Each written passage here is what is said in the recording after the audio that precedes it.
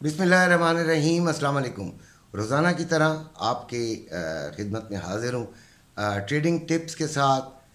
Physical gold में जो कुछ भी मैं समझता हूँ उस तज्ज़िये के साथ, और फिर आपका लिए जो इम्पोर्टेंट करेंसी रेट्स हैं।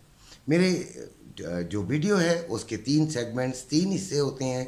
पहला हिस्सा मैं हमेशा ट्रेडिंग के बारे में बताता हूँ, दूसरे में हम फिज़िकल गोल्ड की बात करते हैं जिन्होंने गोल्ड लेकर अपने पास रखा हुआ है और इस नीयत से रखा हुआ है कि वो एक इन्वेस्टमेंट है और इन्वेस्टमेंट में फ़ायदा होगा। एटलीस्ट उनकी रकम जो है वो उस डी वैल्यू होने से बच जाएगी। तो ये एक इंटेंशन होती है, आपके लिए नेक तमन्नाओं के साथ वीडियो बनाता हूँ और अपनी ज़मीर के मुताबिक काफ़ी सारा इन्वेस्टिगेट करके, सारा कुछ स्टडी करके आपके लिए वीडियो बनाता हूँ ताकि आप लोगों को सही मालूमात पहुँच सकें। बाकी पाकिस्तान का अल्लाह ही हाफिज़ है, पाकिस्तान में कुछ भी हो सकता है और पाकिस्तान के मईशत के उतार चढ़ाव जो है वो हमें अचानक ही कुछ पता चलते हैं और उसमें हमारा बेड़ा गर्क हो चुका होता है। तो सबसे पहले हम बात करेंगे ट्रेडिंग की। तो आज जो सबसे अहम डाटा है वो CPI नंबर्स हैं और वो 5:30 पे पाकिस्तान के टाइम के मुताबिक शाम को 5:30 पर एक्सपेक्टेड हैं और उसके असरात पहले से ही थोड़े से शुरू हो जाएंगे। इसका जो चांसेस है वो थोड़ा नीचे आने का चांस है, ठीक है, और कंसेंसस से नीचे आने का चांसेस हैं। तो इसमें जो है वो गोल्ड थोड़ा सा बुलिश हो सकता है। ये जहन में रखिएगा कि बहुत थोड़ा सा बुलिश हो सकता है। सबसे पहले हम वैसे गोल्ड की बात करते हैं। तो गोल्ड जो है वो इस वक्त, जिस वक्त मैं वीडियो बना रहा हूँ, वो 1918 चल रहा है और कल थोड़ी सी रिट्रेसमेंट आई थी और उस वक्त लोगों ने जो मेरी कल की वीडियो के मुताबिक उन्होंने थोड़ा सा बाइंग लेके थोड़े से पिप्स हासिल कर लिए थे, शुक्र अल्हम्दुलिल्लाह। और अभी आज का जो है वो रेजिस्टेंस जो है वो तो 1935-32 इसके दरमियान है और ये अचीव हो सकती है, यानी कि यहाँ तक आ सकती है मार्केट। ये बात जहन में रखिएगा कि यहाँ तक आ सकती है, लेकिन बाइंग को तरजीह नहीं दीजिएगा। बाइंग को इस फिगर पे आने के बाद तरजीह दीजिएगा, ठीक है। सॉरी, बाइंग को इधर इस फिगर के आने के बाद आपने सेलिंग में जाना है, बाइंग को तरजीह नहीं देनी। बाइंग जो है वो अभी ख़तरनाक है। जो हालात हैं, जो दुनिया के भी हालात हैं, वो उसके मुताबिक अभी गोल्ड जो है वो नीचे की तरफ ही आने का इम्कान है, लेकिन ये 1800 में इसका थोड़ा सा मुश्किल हो जाएगा। बहरहाल 1905 इसकी सपोर्ट है, 1905 इसकी काफ़ी बड़ी सपोर्ट है और रेजिस्टेंस मैं आपको बता चुका हूँ।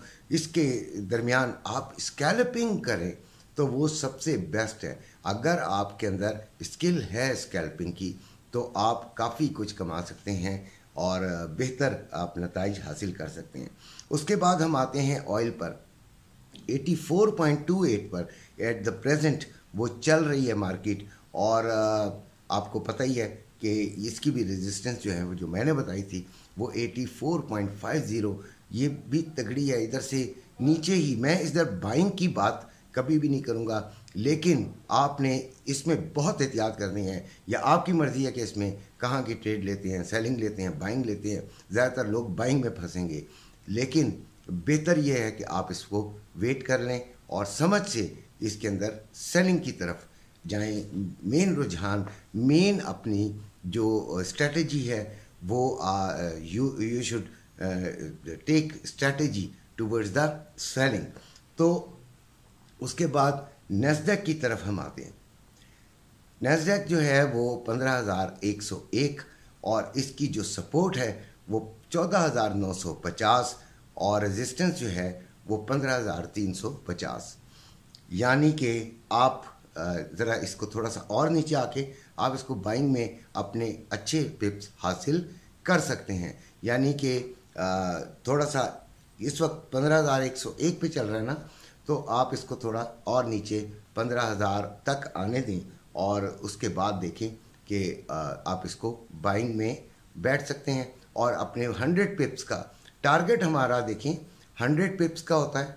100 पिप्स से ज़्यादा लालच मैं तो कम से कम नहीं करता। चलें कभी हो भी जाती है, ऐसी झूठ बोलने का फ़ायदा नहीं, तो कभी हो भी जाती है लेकिन करनी नहीं चाहिए और एसएल लाजमी लगाना चाहिए। अब हम आते हैं फिज़िकल गोल्ड की तरफ। फिज़िकल गोल्ड बढ़ने का चांस तो है ही है यार। जो मैंने थंबनेल में लिखता हूँ मैं वो झूठ नहीं लिखता हूँ, वो ही बात होती है जो मैं कहना चाह रहा होता हूँ। तो बढ़ने का तो चांस है ही है। देखें इतने दिन हो गए हैं ये कम नहीं हो पा रहा। आपकी मार्केट जो है इंटरनेशनल मार्केट भी नीचे आई है, कोई इतना बड़ा डॉलर में भी फ़र्क नहीं आया है, लेकिन उसके बावजूद आपका जो है वो इसका नीचे नहीं जाना इस बात की निशानदेही करता है कि इसने बढ़ना ही बढ़ना है, इसका चांस यही है, बाकी अल्लाह जाने।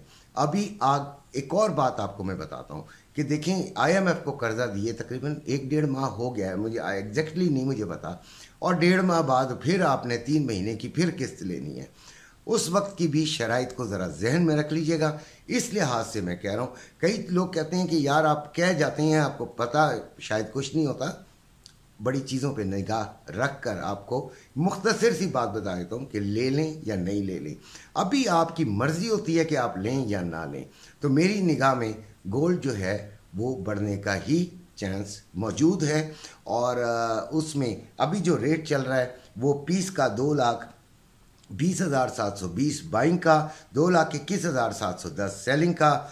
इसी तरह रवे का जो है 2,18,515 बाइंग का, 2,19,115 सेलिंग का। ये रेट चल रहे हैं और इस पर बाय बनती है यानी ख़रीदना बनता है। बाकी आपकी अपनी मर्ज़ी है कि आप, लेकिन एक बात ध्यान में रखिएगा, एक तो किसी को कसूरवार कभी नहीं ठहराना कि जी मैंने ले लिया तो वो कम हो गया। दूसरी बात ये कि जब लेते हैं तो भाई वो इन्वेस्टमेंट होती है, वो ये नहीं होती कि ये फौरी आपको कोई फ़ायदा हो जाएगा। कभी कभी काफ़ी वेट करना पड़ता है, कभी कभी गम भी सहना पड़ता है कि नीचे आ गया है। बहरहाल ये थे आज के जो अपना गोल्ड की बात। और अब हम आते हैं करेंसी रेट्स पर। तो डॉलर 293 रुपये 80 पैसे में बाइंग, 296 रुपये 70 पैसे में सेलिंग। पाउंड 373 रुपये में बाइंग, 376 रुपये 50 पैसे में सेलिंग। यूरो 321 रुपये 80 पैसे में बाइंग, 324 रुपये 50 पैसे में सेलिंग। ऑस्ट्रेलियन डॉलर 198 में बाइंग, 200.5 में सेलिंग। दिरहम 81 रुपये 60 पैसे में बाइंग, 82 रुपये 40 पैसे में सेलिंग। उसके बाद रियाल 77 रुपये 90 पैसे में बाइंग और 78 रुपये 70 पैसे में सेलिंग। कतरी रियाल 78 रुपये 41 पैसे में बाइंग, 79 रुपये 11 पैसे में सेलिंग। ओमानी रियाल 741 रुपये 33 पैसे में बाइंग, 749 रुपये 33 पैसे में सेलिंग। बहरीन दिनार 759 रुपये 8 पैसे में बाइंग, 767 रुपये 8 पैसे में सेलिंग। चाइना यन 40 रुपये 5 पैसे में बाइंग, 40 रुपये 45 पैसे में सेलिंग। कोयती दिनार 928 रुपये 18 पैसे में बाइंग, 939 रुपये 18 पैसे में सेलिंग। ये थे आज के रेट्स। इसी के साथ आपसे इजाज़त चाहता हूँ। अपने घर वालों का ख्याल रखिएगा। अल्लाह हाफ़िज़।